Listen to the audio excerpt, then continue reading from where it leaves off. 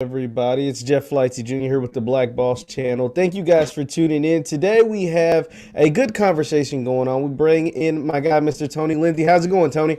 Hey, how you doing, brother?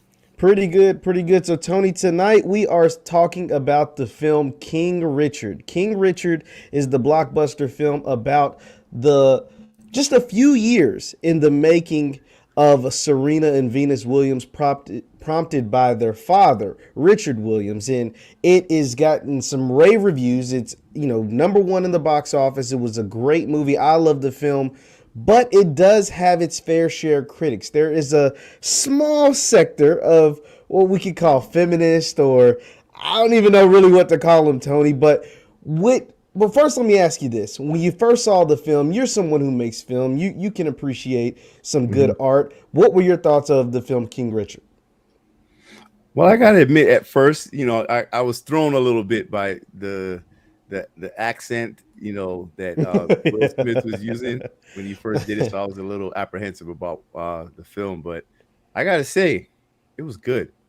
I thought it was really, really done well, and I thought it was very clever the way that they told it from the perspective of their father. And I really connected with that. I think it was a very unique way of telling the story. And and while it's somewhat centered on the father, it like brought everything full circle to give us a really good understanding of how these young women came up to where they were. And I thought it was great. Like I just loved everything about it. Yeah, I love the film too because, like you said, it really, yeah, the title was about the father, but it really centered on the girls. It really centered on their Right. beginning, and it's only a 3 year span, essentially a 3 or 4 year span of their life and what took place from, yeah, I guess like 91 to 94 ish, Right. 95, something like that. So I thought that was really good depiction of Richard Williams. I thought Will Smith did a good job. The accent, like you said, was a little weird, but hey, you get over it after a while. But the depiction of the girls and their hard work and their training and their upbringing was really really good. But like I said, Tony, there is a small group of people that Mm. have problems with the film, and we bring in T Khalik. Shout out to T. What's up going on, T? But they have some issues with what's taking place or what took place on screen. I'm going to show you guys in the audience a couple of tweets that I saw, and T, I want to hear from you first, just your reaction when you see tweets like this one. This one's from a lady by the name of Carly Goodwin, who is a PhD, and she says, "I know zero about the film," speaking of King Richard, "but I still can't believe someone looked at the Williams sisters, whose accomplishments, power, and magnificence can't be even put into words, and said, what's interesting here isn't these women, but this dude, their dad." So that was one tweet. And the other tweet come from a lady who's got a blue check, and I know they say these things about people with blue checks at times. They say, she said, "Did they seriously make a film called, quote, King Richard about the success of Serena and Venus Williams, but it's about their dad, Richard?" Just, T, I'll let you go first, and then Tony, I want you to Mm. chime in. When you see tweets like this, what is your thoughts? Well, I'm not shocked because, like I always said, these white people, especially white liberals, they benefit when black people are in dysfunction. So anything that shows any type of functional relationship, especially with a father in a home who's doing his best to raise his kids, to take care of his family, that could bring a functional society in our community. So they're gonna crap on it. And just looking at that first one where she said, "Here isn't these women, but this dude." It's almost as Yo, if like yo. it's almost as his role. It's almost he's like Homer Simpson. You know what I'm saying? He's just some fathers are just these bumbling idiots who don't know any better, who just doesn't have a useful role in our society. So yeah, the whole premise of this was really to shut this down and make the movie look bad, make it look sexist, and just make black fathers being black fathers who can actually, this is good. This is good for young black boys to watch, but just to make it be bad so people don't go to movies and watch it. Go I ahead, Tony. agree. Yeah, go ahead. Yeah, I I think this is like the perfect example of white liberals in particular not respecting boundaries when it comes to the black community. Like, look at how she talks about these accomplished black women's father. First of all, like, how about the disrespect to the Williams sisters just in that by calling their father some dude, right? And then what's funny is in that first tweet that you showed, she already admits that she never even saw the movie. Yeah.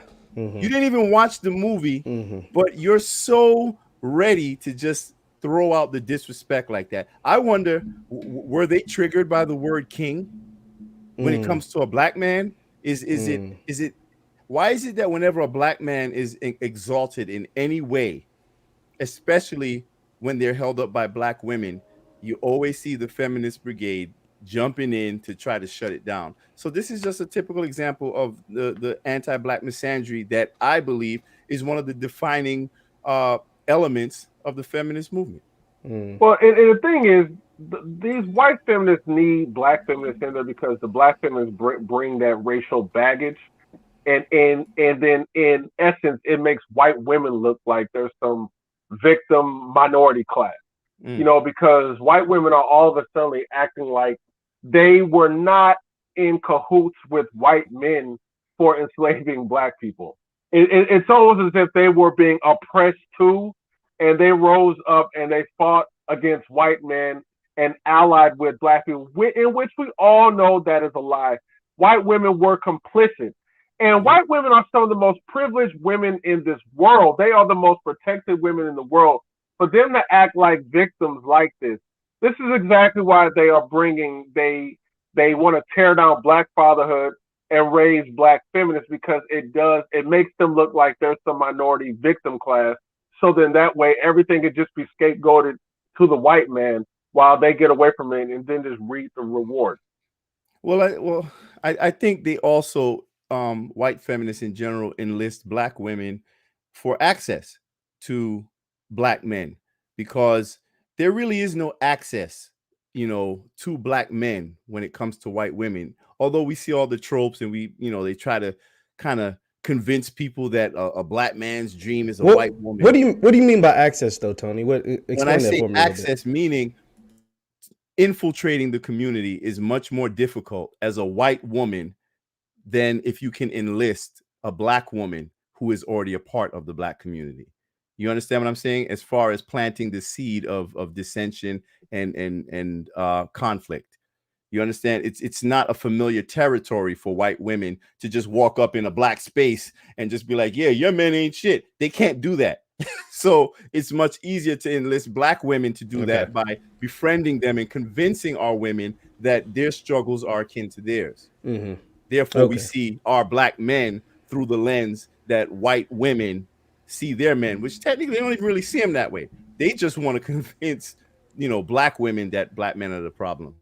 Let me dive a little bit deeper. Once again, we're talking to Tony Lindsay at T. Khalik. Be sure to hit the thumbs up button, like, share, subscribe. Now to stay on that, we're talking about King Richard, but honestly, this comes down to media portrayal of black men. And you spoke about, Tony, I'm going to come back to you on this. You spoke about the title of the film being King Richard, right? And how powerful that was, what that means, what that is going to display of a black man who raised his daughters and helped them get to the pinnacle of their sport and, to be some of the best of all time.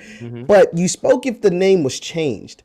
And one thing I see constantly in media, specifically film, if we're just talking about Hollywood, is the uplift of like more of a, I'm not going to try to make anybody mad, but hey, it is what it is. But the uplift of more of the people of like the LGBT or that space, or more of a softer, kinder, humble black man or a criminal. But you don't really see a black man in film or in portrayal in film or movies, TV shows or whatever, where he's not a criminal. He doesn't have a boyfriend, but he actually is powerful. He's the head of his household.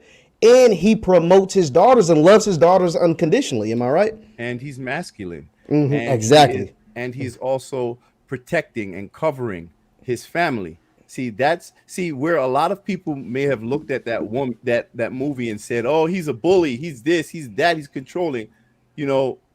Others will see protection. They will see nurturing. They'll see dedication and commitment. So, that goes into the whole misunderstanding of Black masculinity. That's how we get into this whole toxicity and all of this nonsense. We're different culturally, but what I notice is that every time a Black man is portrayed, depicted in any way in a regal manner, something that holds him up immediately. It's like the obligatory smear campaign immediately gets triggered, like to impugn his character. Like it just has to follow immediately after. I mean, you see it here with the King Richard movie. I think now you're seeing all these articles all over the place from his his daughter from a His previous, daughter from His yes, daughter. and we'll get into that. Yes. yeah, it's just like clockwork for me.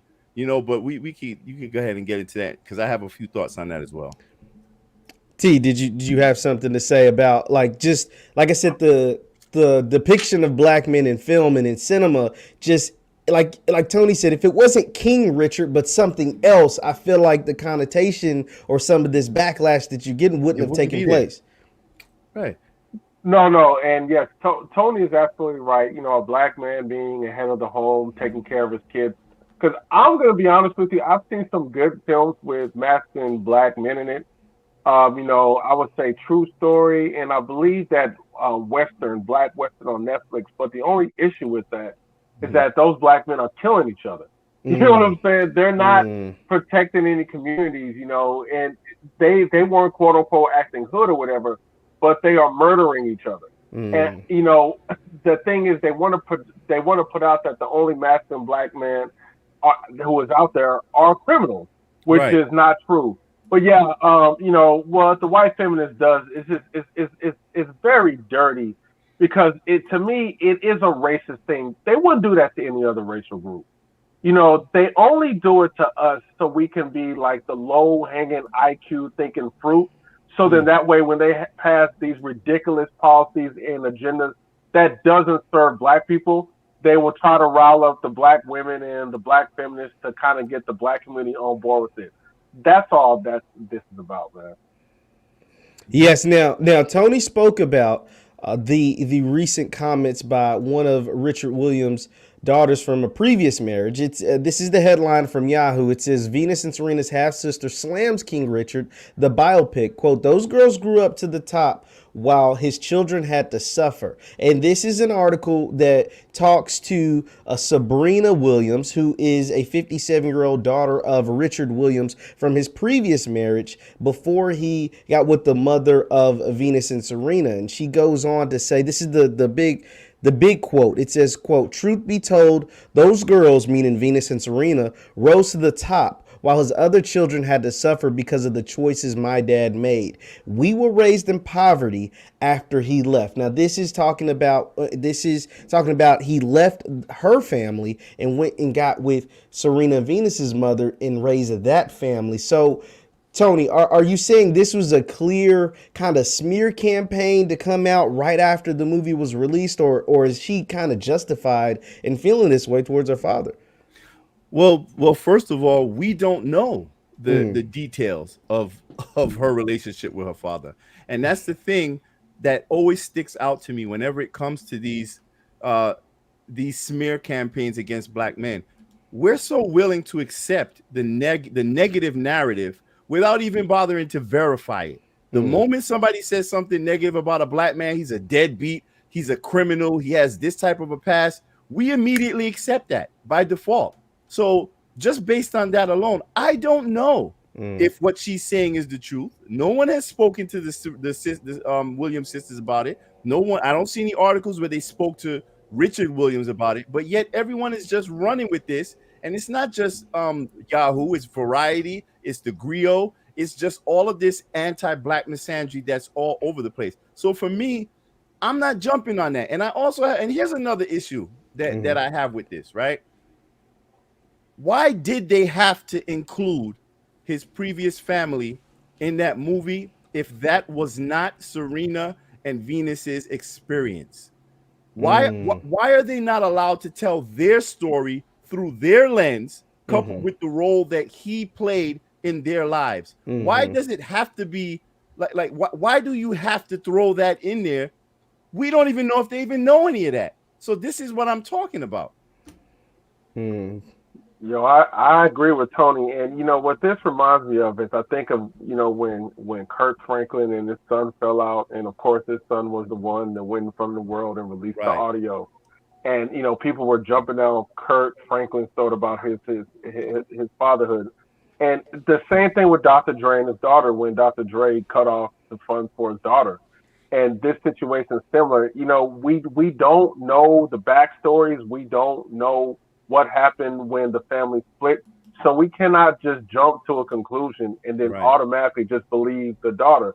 To me, I see things like this and I'm like, why can't these things be hashed out behind the scenes?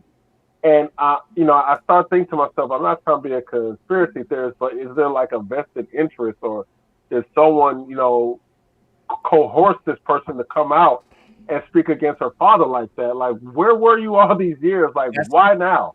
That's the question. Yeah, where were you? They've been superstars for how many years now? For a long time. I ain't heard nothing about this in the news. Like, what's going on? Exactly, and the thing is, we don't know, and it could be jealousy too, and I'm not saying that's what it is, but it's like, okay, your dad goes to another family and their children happens to be successful, you're not. Right. I mean, you can't control that. We don't know. But yeah, to me, it just seems coordinated, man. With the misandry that brother Tony was talking about, and then the daughter coming out, that seems very coordinated. But I do also want to say, like, listen, we don't know. It may be true, but we cannot always default to black men being guilty before proven innocent.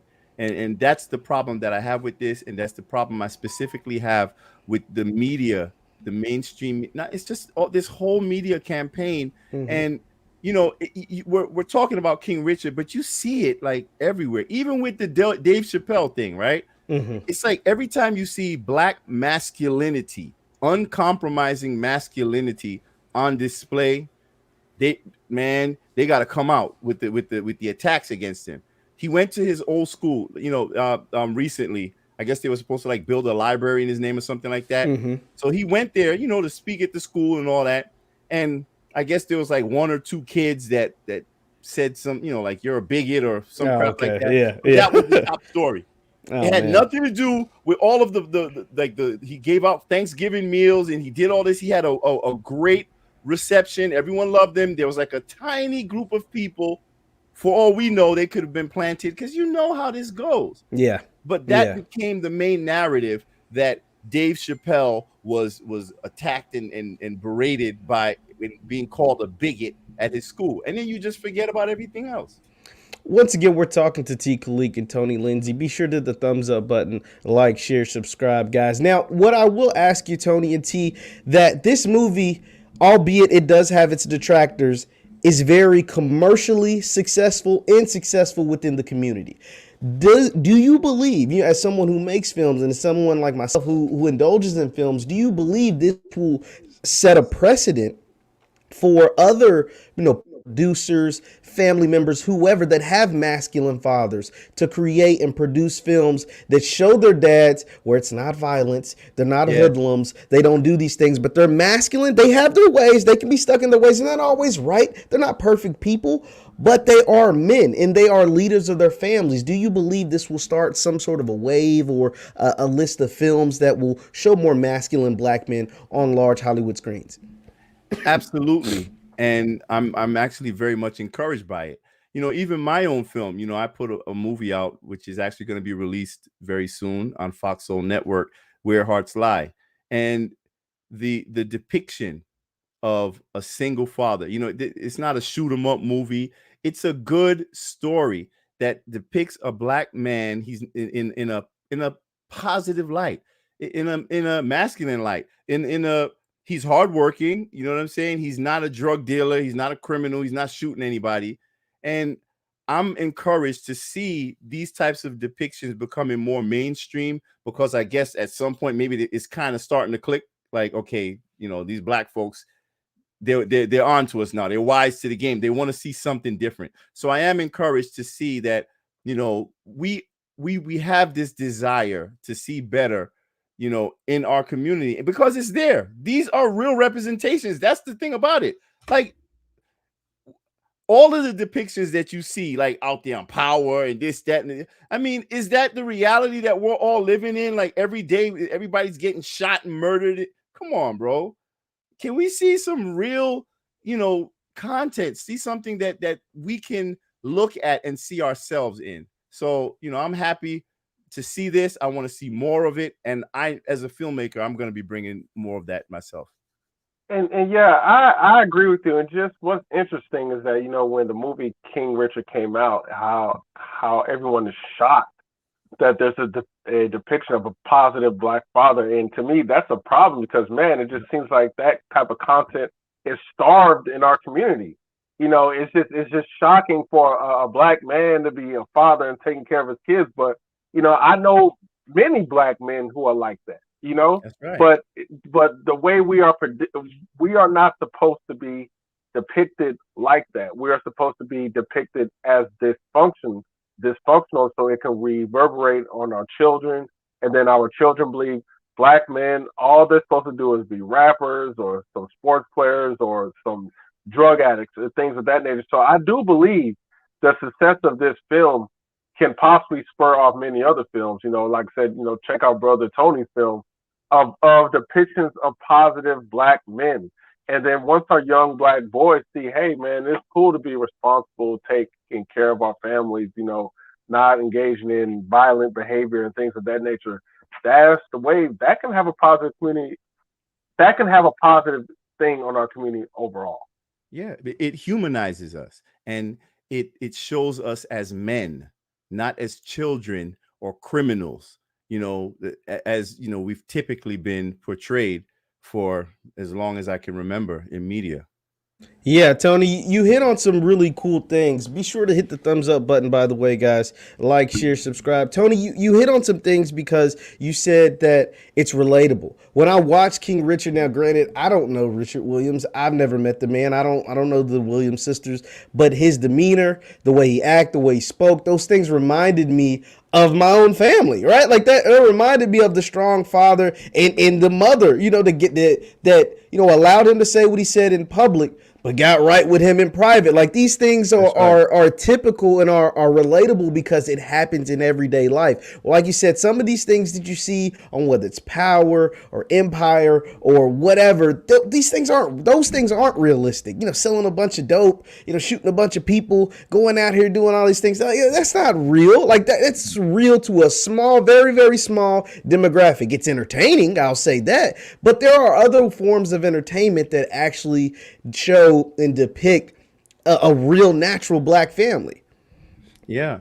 And one of the things that I really did like about the depiction was his uncompromising nature in the face of so many people telling him that he ain't shit, because that's basically what it is.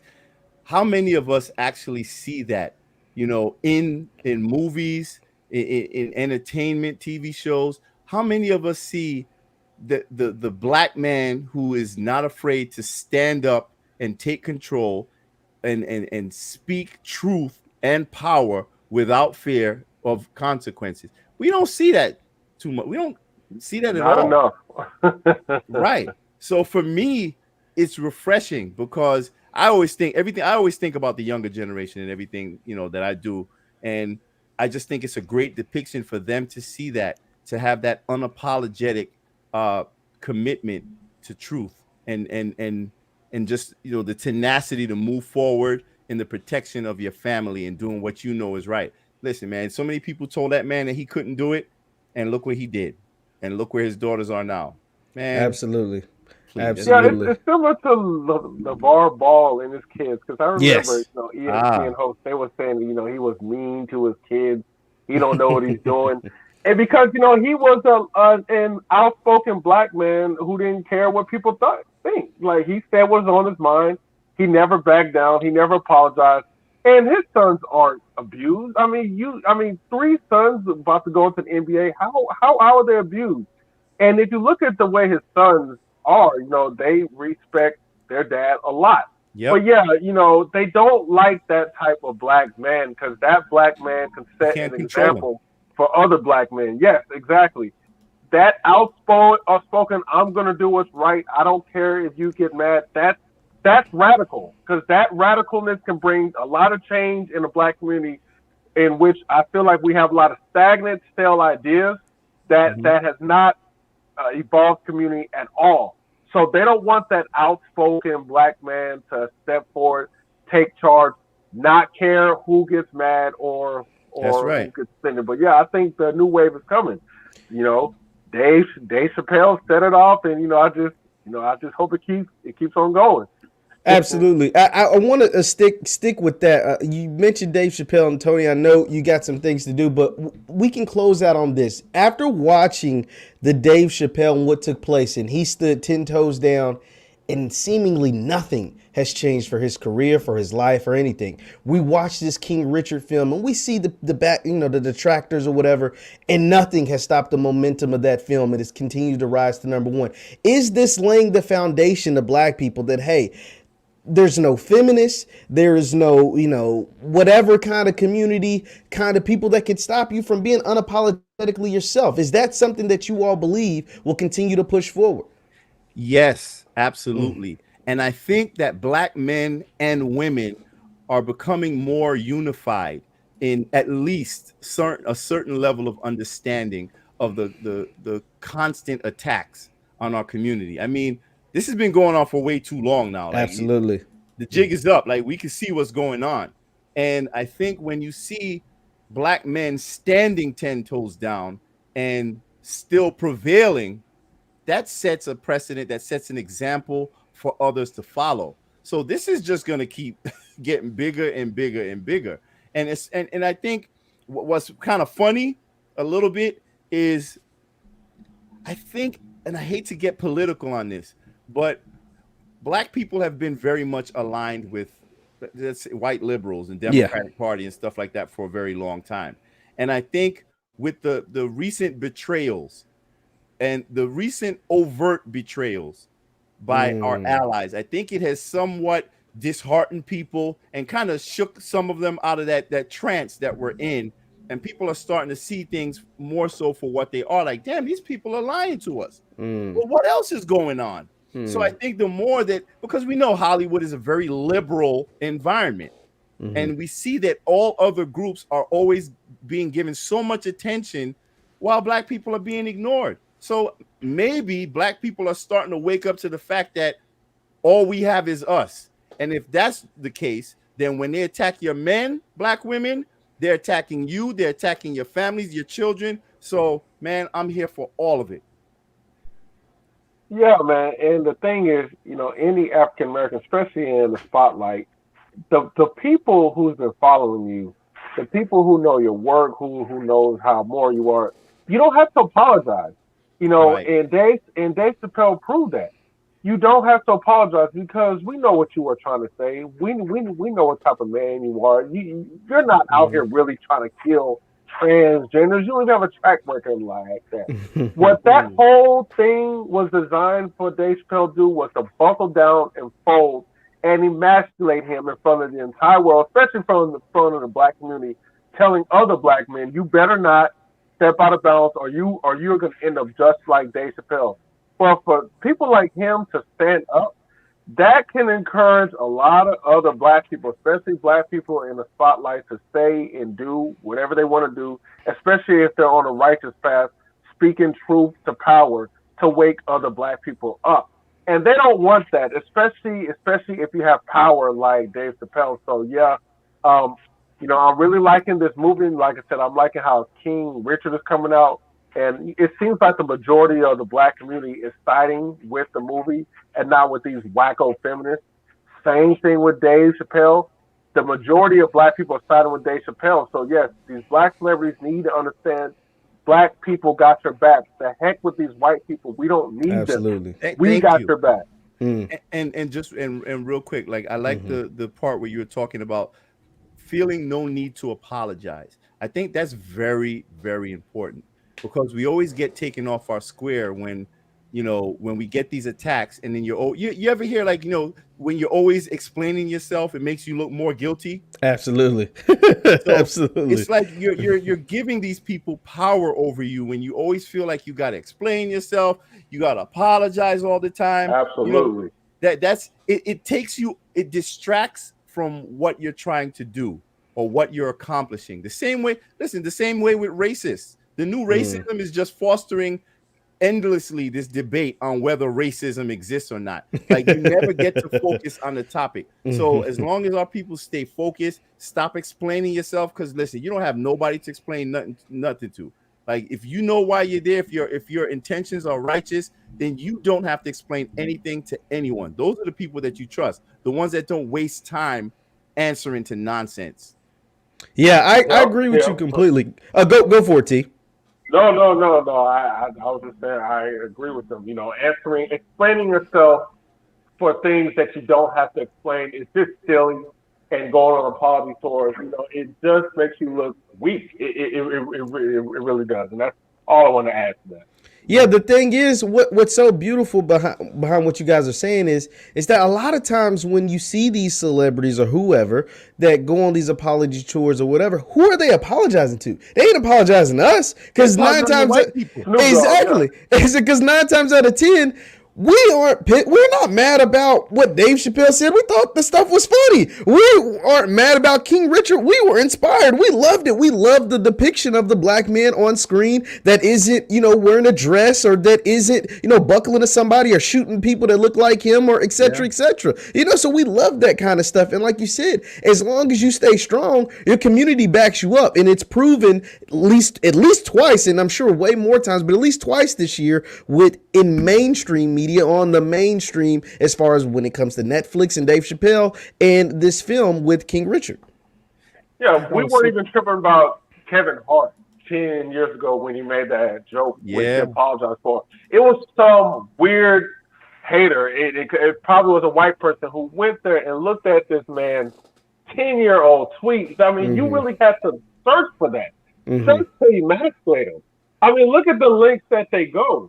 Kevin Hart, in my opinion, he didn't even have to explain himself. If you already apologized, I would just leave it be and just keep moving. But, they wanted to put that known black man on display, bending down and apologizing, to serve an example to every other black man who thinks that you can try to stand tall, fight the system.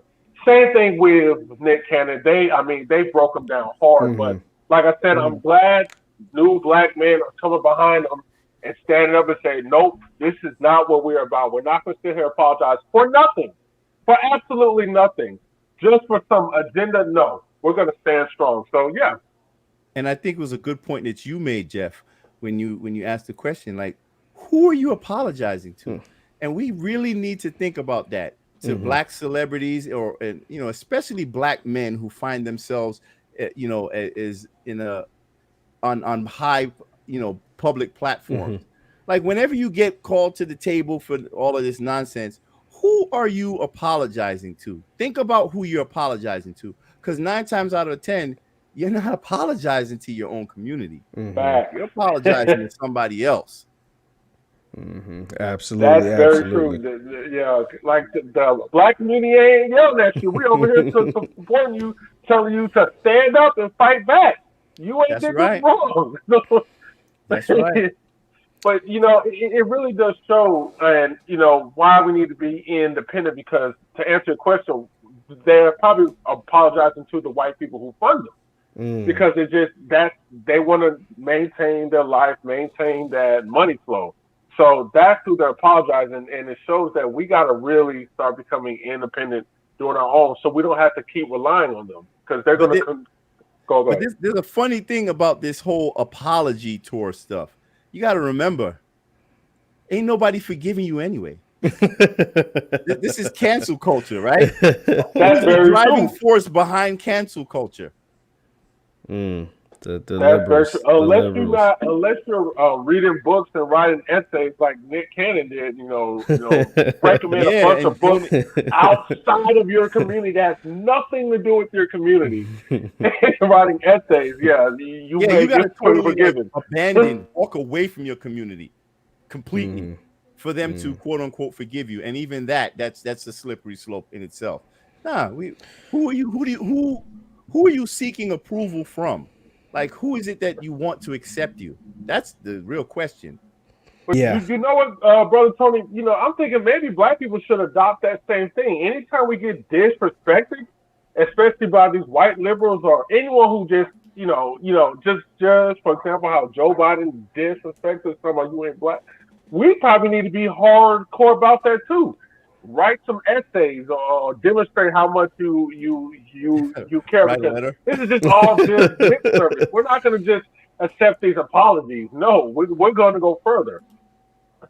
Yeah. Yeah. No, I completely agree with you guys because, like you said, I mean, the apology tours, nothing. It does nothing because if you're solidified with the culture, with the people, then there's no need for you to apologize. It's very rare that Right. a black celebrity, as far as when it comes to certain things, it's very rare for them to say something that is just detrimental to the black community outside of like their music and what's being portrayed in media. Right? There's nothing that these celebrities can say as far as whether on podcast or whatever that's worse than what's being put in the music, worse than what's been putting in the media and the imagery and things like that. Guys, I want to give you guys a final word before we head out of here. You can say anything about the King Richard, the film. T, you'll go first, and Tony, you can close this out. Yeah, just for black people in general, I just want y'all to see how other racial groups treat us when we say something about them that's less than great of their race. Just like how, I believe YG had his video taken down on YouTube because he said something about the Asian community. And what's interesting is that they will allow us to degrade ourselves, and there's not going to be an onslaught of white feminists backing us up and saying that we shouldn't say that.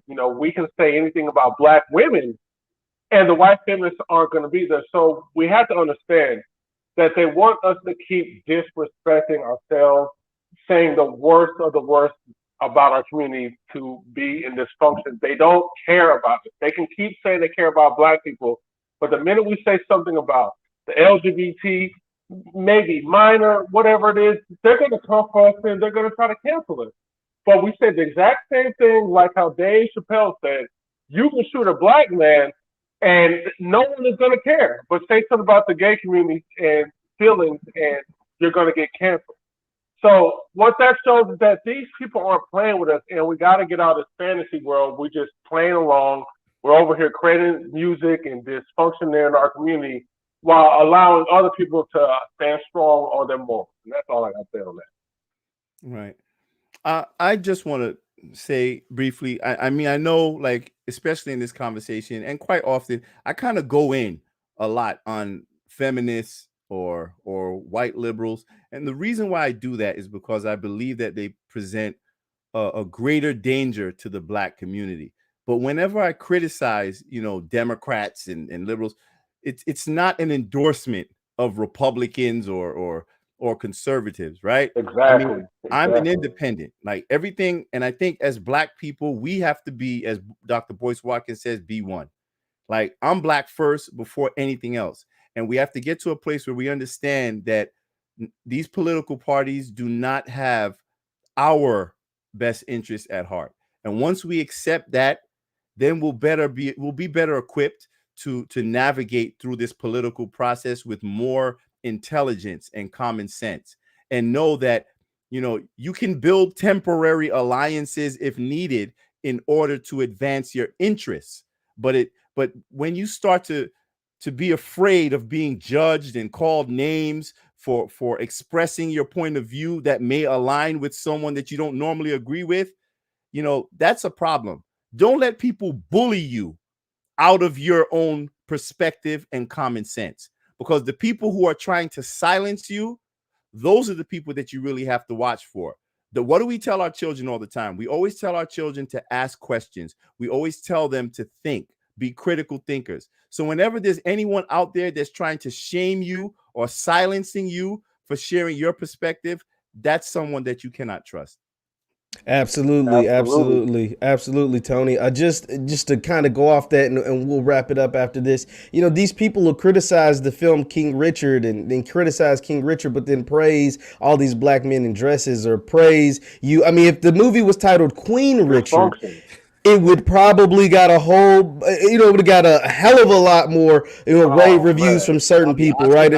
Exactly. If it was labeled Queen Richard and played by Billy Porter or something but that's neither here nor there. Guys, thank you so much for having this conversation with me tonight. Once again, we're talking to Tony Lindsay and T. Khalik. Be sure to hit the thumbs up button, guys. Like, share, subscribe, and we will see you next time. Peace.